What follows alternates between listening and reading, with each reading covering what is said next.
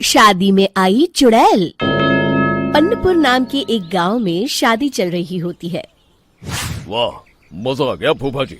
शादी में क्या खाना बना है, बाराती तो उंगलियां चाटते रह जाएंगे। हाँ, तुमने सही कहा। पनीर की सब्जी का तो कोई जवाब ही नहीं। दूसरी तरफ पंडित जी फेरों की तैयारी कर रहे होते हैं कि तभी वहाँ एक चुड़ैल आ जाती है। अरे मर गया रे, ये चुड़ैल यहाँ क्या कर रही है? अरे दिवाकर जी, ये आपकी कौन सी रिश्तेदार है?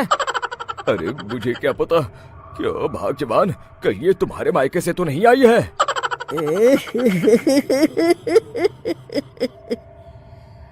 तुम लोगों की इस गांव में बारात लाने की हिम्मत कैसे हुई? मेरे रहते इस गांव में किसी की शादी नहीं हो सकती। अब तुम लोग देखो मैं क्या करती हूँ। अरे मर गया रे, मैंने सुना है ये जबान की पक्की है। भागो रे भागो, वरना ये चुड़ैल किसी को नहीं छोड़ेगी। हाँ, तुम सही कहते हो मोहन भाई। यहाँ से भाग लेने में ही हम सबकी भलाई है। देखते ही देखते शादी के मंडप में भगदड़ मच जाती है और चुड़ैल सब कुछ उजाड़ कर रख देती है। फिर एक दिन मोहन की शादी तय हो जाती है। अरे भाई, अगले हफ्ते मेरी शादी तय हो गई है, लेकिन इस चुड़ैल की दहशत के मारे तो मेरे हाथ पैर कांप रहे हैं। अरे मोहन, तुम्हारा दिमाग तो खराब नहीं हो गया? तुम अपने साथ साथ हम सब गांव वालों को भी बलि का बकरा बनाना चाहते हो? उस चुड़ैल के रहते तुमने अपनी शादी के बारे में सोच भी कैसे लिया? देखो गोपाल, डर तो मुझे भी लग रहा है, लेकिन उस चुड़ैल के डर से मैं जिंदगी भर कुंवारा तो नहीं रह सकता। तभी वहाँ मोहन के होने वाले ससुर आ जाते हैं। अरे ससुर जी, आप? देखो, अब तक मैं तुम्हारा ससुर बना नहीं हूँ और शायद बनूंगा भी नहीं। ये आप क्या कह रहे हैं? मैंने तो शादी का कोड भी सिलवा लिया है। मैं अपनी बेटी की शादी किसी अच्छे गांव में कराना चाहता हूँ। तुम्हारा गांव तो भूतिया गांव है। मैं तो क्या, अब तो कोई भी अपनी लड़की इस गांव वालों को नहीं देगा। इस तरह चुड़ैल के डर से उस गांव में किसी की भी शादी नहीं हो पाती। फिर एक दिन गांव के जमींदार अपनी बेटी की शादी करने का विचार करते हैं, लेकिन चुड़ैल के डर से उनकी भी हिम्मत जवाब दे देती है।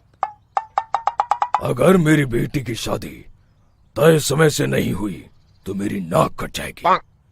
मुझे कुछ करना ही होगा। एक सलाहकार के कहने पर जमींदार काशी से एक बहुत ही नामी तांत्रिक को अपने घर बुलवाते हैं, जो भूत चुड़ैल को पकड़ने में माहिर माना जाता था। जमींदार साहब, आप चिंता मत करिए। इस गांव की सीमा में प्रवेश करते ही मुझे उस चुड़ैल के बारे में सब पता चल गया था। आप उसे जल्दी से जल्दी कैद कर लीजिए ताकि मैं अपनी बेटी की शादी कर सकूं। जब वो चुड़ैल एक इंसान थी, तब ठीक उसकी शादी करने वाले दिन ही उसकी और उसके होने वाले पति की एक दुर्घटना में मौत हो गई थी। उसका होने वाला पति आज भी भूत बनकर जंगल में भटकता है। इसलिए जब तक चुड़ैल की शादी नहीं हो जाएगी, वो किसी और की भी शादी नहीं होने देगी। ये आप क्या कह रहे हैं? अगर वो भूत भी हमारे गांव में आ गया तब हमारा क्या होगा? ये आदमी बीच में बहुत बोलता है, इसे बाहर निकालो। उसके बाद तांत्रिक बताते हैं कि अगर उस भूत के साथ चुड़ैल की शादी करा दी जाए तो वो चुड़ैल हमेशा हमेशा के लिए उस गांव को छोड़कर चली जाएगी। जमींदार साहब, आप अपनी बेटी की शादी की तैयारी शुरू कर दीजिए। मैं कुछ गांव वालों को अपने साथ लेकर उस भूत को ढूंढने जंगल की ओर जाता हूँ। इस तरह जमींदार निश्चित होकर अपनी बेटी की शादी करवाने लगते हैं, लेकिन तभी वहाँ चुड़ैल आ जाती है। मैंने तुम गांव वालों को समझाया था ना कि इस गांव में कभी कोई शादी नहीं करेगा। लगता है तुम लोग मुझे हल्के में ले रहे हो। चुड़ैल जमींदार की बेटी को उठा लेती है।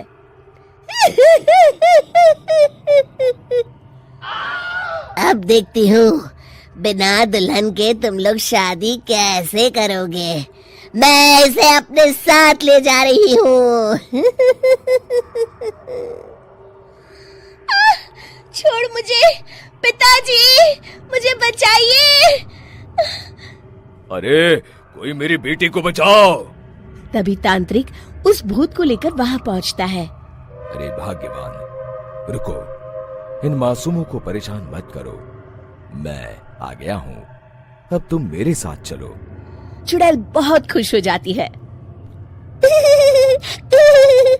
आप आ गए, चलिए अब हम मंदिर में चलकर शादी कर लेते हैं। अरे अरे अरे अरे, ये क्या कह रही हो? मंदिर में जाके दोबारा मरना है क्या? चलो, आज से हम जंगल में रहेंगे। चुड़ैल चली गई, अब मेरी शादी हो जाएगी। इस तरह सभी गांव वाले खुशी से झूमने लगते हैं।